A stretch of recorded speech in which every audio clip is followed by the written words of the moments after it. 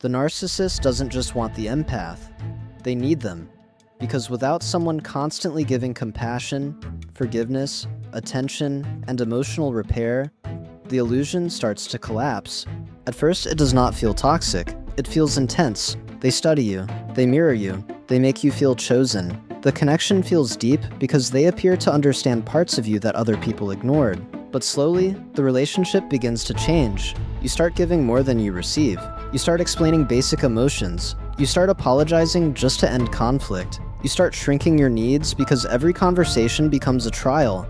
And somewhere in the middle of trying to love them, you begin losing yourself. This is why the empath-narcissist dynamic can become so dangerous. The narcissistic person may not be drawn to the empath because they want healthy love. They may be drawn to the empath because the empath can endure emotional instability longer than most people. The empath listens. The empath forgives. The empath gives context to bad behavior. The empath sees the wound behind the cruelty. And at first, this feels like compassion. But without boundaries, compassion becomes access. Access to your time, access to your forgiveness. Some people don't fall in love with your heart. They fall in love with what your heart can tolerate. In this video, we are not diagnosing anyone. Narcissistic personality disorder can only be diagnosed by a qualified mental health professional. But narcissistic traits can appear in relationships as patterns. Patterns like emotional entitlement, lack of accountability, control through withdrawal, love bombing followed by distance, punishment through silence, and a constant need for admiration, attention, or emotional reaction. And when those traits meet a highly empathic person, the relationship can become addictive on both sides. One person feeds on emotional supply, the other person keeps trying to prove that love can heal what accountability refuses to face.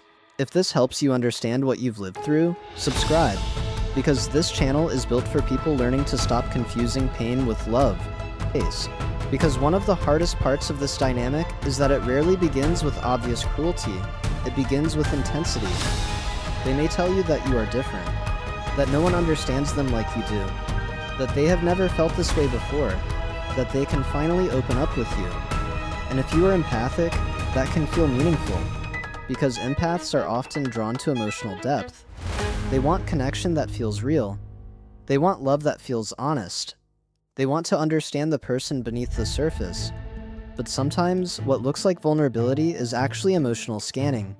They are learning what you value, what you fear, what you will forgive, how much pain you can carry before you finally walk away. This is where the relationship becomes dangerous.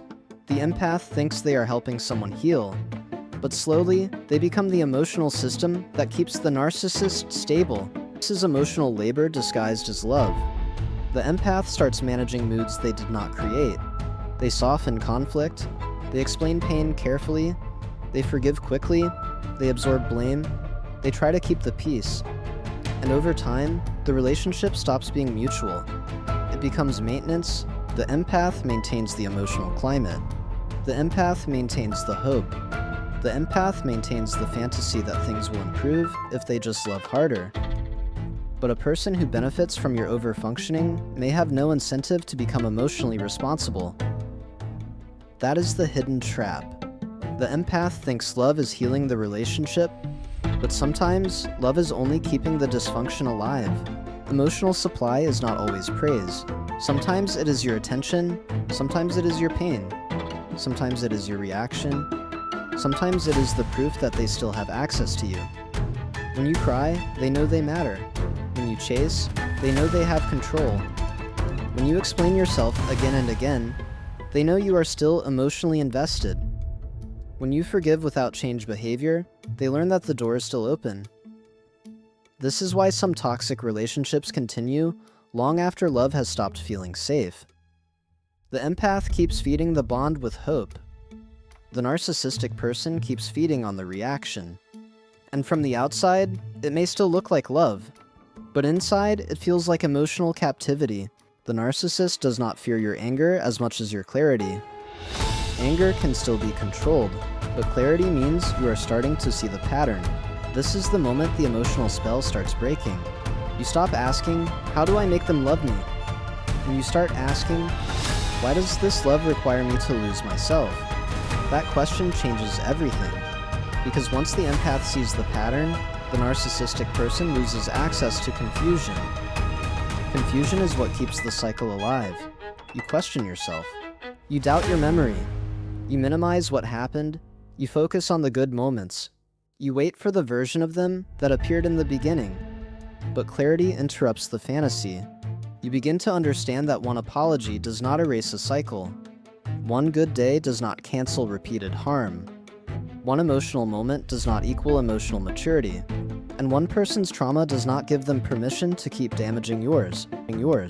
This is where the bond becomes addictive. Not because the relationship is consistently good, but because it keeps moving between pain and reward. Coldness, then affection. Distance, then return. Confusion, then hope. Silence, then apology. Withdrawal, then intimacy. The nervous system starts waiting for relief. And when the relief finally comes, it feels like love. But relief is not the same as peace. Relief is what happens when pain temporarily stops. Peace is what happens when safety is consistent. That difference matters, because many empaths are not addicted to the relationship as it truly is. They are addicted to the possibility of what it briefly becomes when the narcissistic person gives them just enough warmth to stay. The most painful truth is not that they needed your empathy. It is that somewhere along the way, being needed started to feel like being loved. That is where the bond becomes confusing, because the empath is no longer only loving the person, they are protecting a role. The fixer, the rescuer, the one who understands, the one who stays, the one who sees the good in people who keep causing harm. And once that role becomes part of your identity, walking away can feel like abandoning yourself, even when staying is what is destroying you. This is why healing requires more than blocking someone. It requires asking why being needed felt so powerful, why chaos felt familiar, why inconsistency felt like passion, why emotional survival started to feel like emotional connection. Because the real wound is not only what they did to you, it is what the relationship trained you to tolerate. Empathy is not the problem. Your heart is not the problem. Your ability to love deeply is not the problem. The problem is empathy without boundaries, compassion without discernment, forgiveness without changed behavior, loyalty without safety. A healed empath does not become cold. They become clear. They still care, but they stop rescuing people from consequences. They stop explaining their pain to people committed to misunderstanding it. They stop confusing emotional intensity with emotional safety. They stop making someone else's trauma more important than their own peace. Because love should not require you to abandon yourself. And emotional maturity is not proven by how much pain you can survive. It is proven by what you no longer allow to repeat. So here's the question for this community. What did your empathy cost you? Your peace, your confidence, your identity, your time, or your ability to trust yourself again? Write the one thing it cost you, not for them, for you. Because sometimes healing starts when you finally stop asking why they hurt you, and start asking why you stayed available to someone who kept emptying you. This is the Avoidant Mind. Subscribe for more cinematic psychology breakdowns on attachment, emotional unavailability, narcissistic dynamics, and modern relationships. Your empathy is powerful, but without boundaries, it can become the doorway people use to drain you.